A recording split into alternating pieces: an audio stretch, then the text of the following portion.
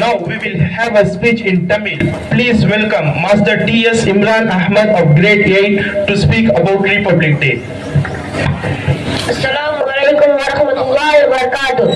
மதிப்பிற்குரிய ஆசிரியர் அவர்களுக்கும் என் நண்பர்களுக்கும் இங்கு வந்திருக்கும் அனைத்து சகோதரர்களுக்கும் என் இனிய அஸ்ஸலாமு அலைக்கும் தெரிவித்து நான் என் பேச்சை ஆரம்பிக்கிறேன். அனைவருக்கும் அஸ்ஸலாமு அலைக்கும். இதுவே உரையின் துவக்கம். என் பெயர் டி.எஸ். இம்ரான் அஹ்மத். இன்று ஜனவரி 26 நாட்டின் 76வது குடியரசை கொண்டாடுகிறோம். உங்கள் அனைவருக்கும் இனிய குளிர் வாழ்த்துக்கள். வீரம் போற்றும் பாரத நாட்டின் மக்கள் ஆட்சி மலர்ந்த தினமான குடியரசை பற்றி பேசுவதை மிக்க மகிழ்ச்சி கொள்கின்றேன். 1950 ஆண்டு ஜனவரி 26 அன்றுதான் நமது பாரத குடியரசு நாடாகியது.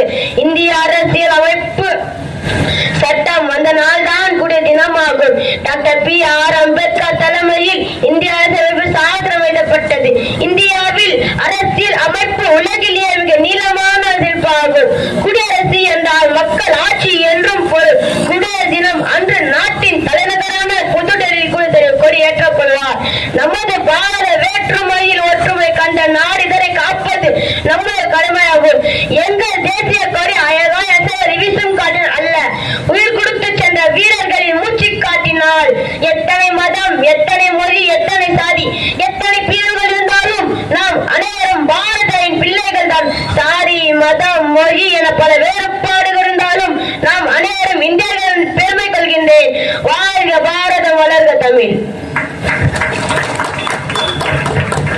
Nandri Imran, your speech was wonderful.